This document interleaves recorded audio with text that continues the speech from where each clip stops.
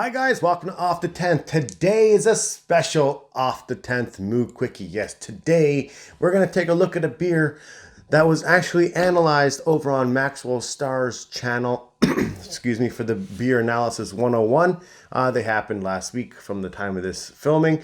I will link the video that these guys did on this beer right above me, and that's right, it is today from Amsterdam Brewing. Today we are taking a look at Double Tempest. The 2019 vintage. Before I get into this beer, with this Moo Quickie, it's going to be a little bit special because on Beer Analysis 101, what they do is they talk about their history with the beer. They talk about crazy stuff because of Greg. Other than that, they do some scoring on that. Out of 10, they do scores for the style and scores for personal preference. And today, because this is a special Moo Quickie and I forgot to kind of film mine and I couldn't make it to the actual show, I decided to do it this way, and I'm going to give scores for both of those. So anyway, let's talk about Double Tempest. All right, Double Tempest is a barrel-aged imperial stout that's coming in a whopping 11.9% alcohol.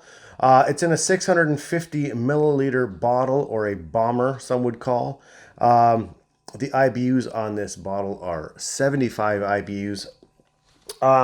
Barrel-aged imperial stout. What kind of barrels? Well, let me tell you. On the side here, it says whiskey barrels. So whiskey barrels for nearly a year, and then put in the bottle. So this is going to be hopefully fantastic. I pulled this out of the fridge about an hour and a half ago, so this should be ready to go. Has a bunch of tasting notes on the side, but we're going to get into this myself. The bottle looks a little bit weird right now because I cut the wax because I wasn't going to fuck around with this.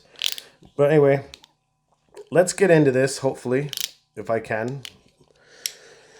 Hopefully it's not going to be a pain in the butt. And it's probably going to be a pain in the butt. Hold on. Oh, yeah. We might jump cut it. Nope. We are good. Oh, my God. I probably made some crazy sex faces there. All right. So we took the cap off the bottle. I'm excited to try this. Let's pour it. Let's see what we got. So these guys, oh, it's pouring out like motor oil. It's coming out black. Almost black. I can see a little bit of light through that. But let me get on the camera. There we go. All right, I'm not gonna pour the whole thing. I will be sipping on this one. This one is 11.9%. This is a big beer. I can't wait to drink this one. But let's talk about it first. Let's look at it. Poured off with about a finger of a kind of sand-colored head, I guess. Yeah, I'm gonna go with that one. It's sandy kind of color on this one. Brown head on that one. The body is black, almost pitch black. It's very dark brown, but you know what? We're going to call it black, and just for the sake of argument.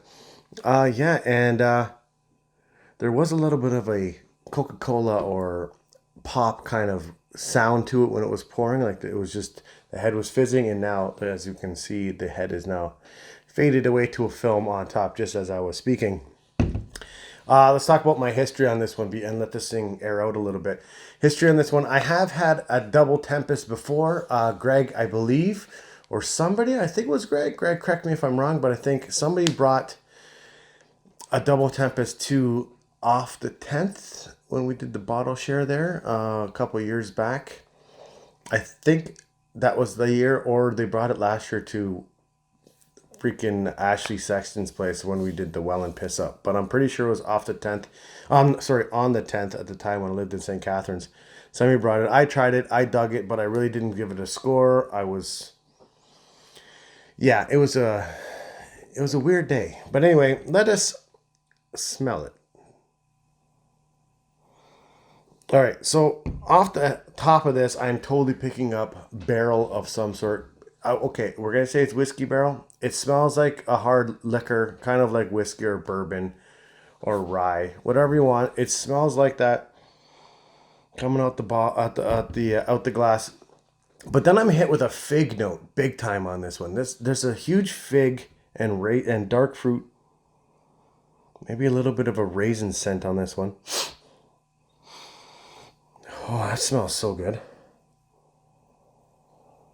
Okay, and coming from the barrel as well, I'm getting a little bit of a vanilla note on it. It's kind of smelling fantastic. And some chocolate kind of cocoa kind of smell to it.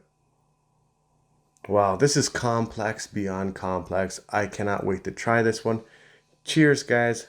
Sorry, Nick, I missed doing this online with you guys, but whatever, now you get mine. And you can actually tally my scores in and see if this becomes the highest rated beer on Beer Analysis 101.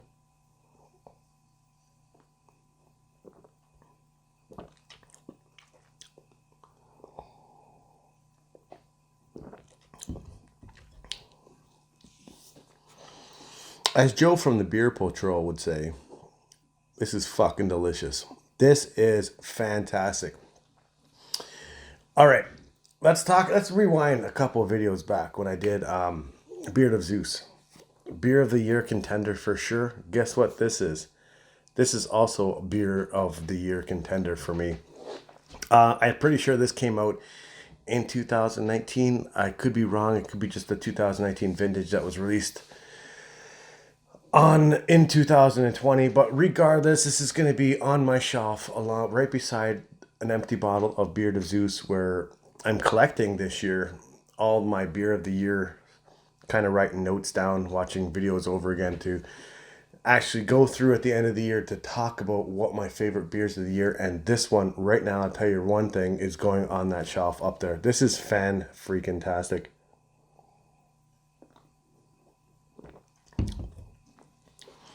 Body on this one is high medium. I don't know what the other guys were saying about this body. I think maybe Ashley was saying that the body was a little bit thin. Oh no, maybe not. He was talking about something different, but I find the body on this one is just perfect for this style of beer. It's not full body, and I'm okay with it, but it's a high end of medium, and I enjoy this because it's giving me that nice sticky lips. Yeah, this is definitely a sipper. This is at perfect temperature. It's not right at room temperature. It's a little bit colder than room temperature, but it's so easy to drink. I cannot believe I should have just drank this fucking months ago. When Greg actually brought this down to me, he came down from Etobicoke. We went for lunch, and he ended up passing this one off to me when we went to visit Counterpart for lunch. This, oh my God, fuck. This is incredible. This is how you would say bombastic. There you go, Paul. I used your line. I'm looking at the time of this recording right now. I'm 8 minutes in, and there's probably going to be a jump cut because I need to talk about this beer a little bit more. So when I do my jump cut, it's probably just going to be like, oh, here I am, new jump cut, or here I am, new jump cut, or jump cut right here. Like, you don't know what's going to happen. Maybe you just noticed that jump cut. But anyway, let's go back into this. I had to restart my filming here to jumble that together because this might end up being a longer video than I normally do because it's a special video. That's right. Like I said, Greg brought this down from Etobicoke, where he lives. He brought it down, and we had lunch, and he passed me this beer as well as Solstice and stuff like that. Solstice is fantastic from Great Lakes Brewing. Regardless, let's talk about the actual mouthfeel again on this one. Let's talk about the 11.9%. You can't tell. This is super dangerous. Now, don't get me wrong. My palate, I've developed a palate now where high alcohol content beers really don't affect me unless they're super boozy, and I'll be like, whoa, this is fucking super boozy. But this one is done so well.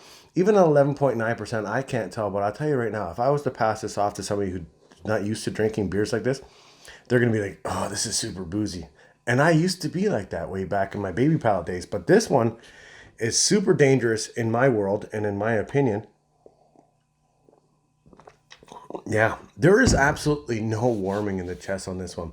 This is why this is super dangerous, because I could pound this down, and then about 20 minutes after, I'm going to feel freaking a little bit buzzed. I guarantee you. So I got to take my time with this one because Amsterdam is hiding their booze so well that I got to give them props on that one. That's a huge plus in my world, because if I can't taste the booze and it's boozy, it's supposed to be boozy, then I'm gonna feel it later.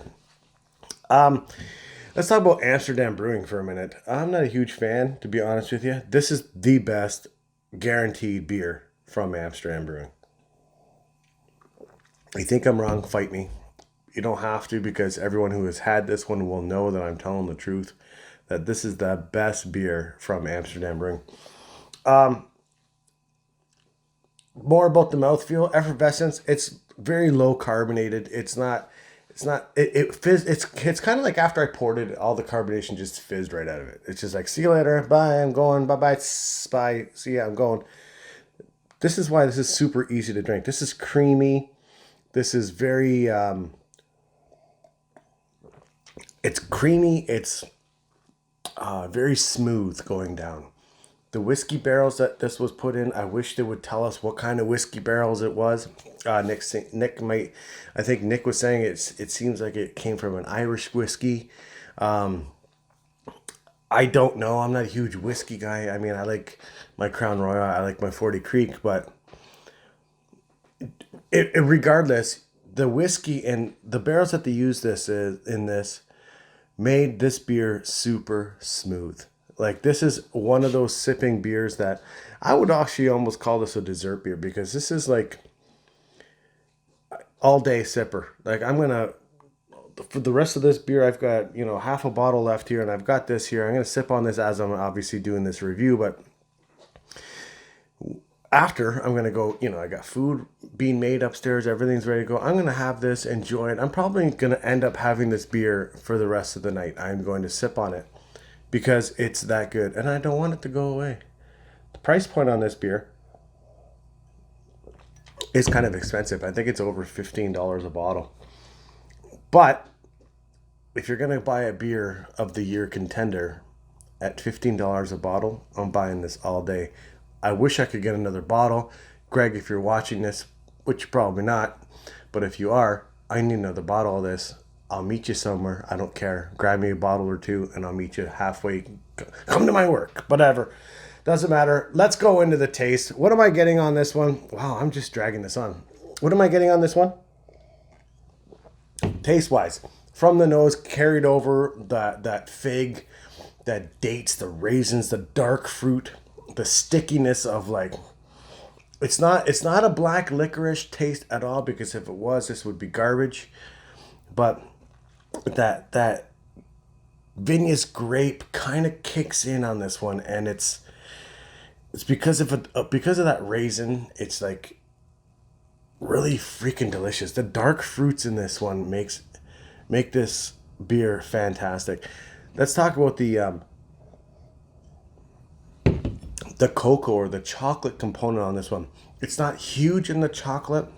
You can taste it. It's in there. There's some kind of a maybe cocoa powder or cocoa nibs that they're using in this one. It's there. But honestly, it's dominated by the fig and the dark fruits, and I really enjoy that. The vanilla is coming in as well, but not so heavy. And do I want it to be any heavier than it is? No. This is freaking awesome. I cannot gush over this beer anymore. Like, guys, next year, do yourself a favor. Grab this one. The next year's batch may not be as good. I mean, there's batch variations. Greg was saying that this batch is better than probably the best batch since 2014. That means you're missing 15, 16, 17, 18 that were all not as good as this one. I'm kind of glad that I never had all those other ones. I kind of wish I had the 14, but whatever. So let's end this video because it's going along a lot longer than I thought I was going to do this, but let's rate this for style. Style rating on Double Tempest from Amsterdam, being a barrel-aged Imperial Stout at 11.9%. This is as good as you're going to get around here. This is getting a 10 out of 10 for style. There's nothing more you want out of this. If you take a sip of this, if I could pass this to you through the camera and you took a sip of this, you would be like, yeah, there's nothing more I want from a barrel aged stout. Not one little bit more. I swear to God, it's that good. Personal preference, this is definitely beer of the year contender. So with that being said, this is definitely a 10 out of 10. This is probably, it's right up there. It's right up there with Beer de Zeus from Great Lakes. Like, I mean, this is so good. I'm giving it 2 10s out of 10. That's right. Score 20 out of 20. Whatever. 10 out of 10 for style, 10 out of 10 for personal preference. Nick, do what you want with that. Add it to the scores. Doesn't matter, because what's going to end up happening? That's going to bring this beer to the best beer analyzed on Beer Analysis 101. And guys, get out there. Try this. If you can find this now, grab it. If you can't, wait till next year. Order like 20 of these. You're not going to be disappointed. If you like barrel-aged stouts, you're going to love this beer. Next year, I'm pretty sure I'm going to love this beer. Am I going to love it as much as this year's? I don't know. We'll see. I can't give it higher than 10s. Maybe I can give it 11. But anyway, guys, I'm done with my own opinion quickie on this one. The special edition, the Beer Analysis 101 kind of sorry I missed it edition with scores. But guys, let me know in the comments if you guys have had this. If you have, let me know what you guys thought. This was fantastic in my own opinion. Other than that, I'm done. Thanks for watching, guys. If you liked the video, smash the like button. If you want to subscribe, feel free. Share this video if you want. Let other people see how fantastic Amsterdam did on Double Tempest. But anyway, guys, I'm done. Peace out. Thanks for watching. I'm out of here.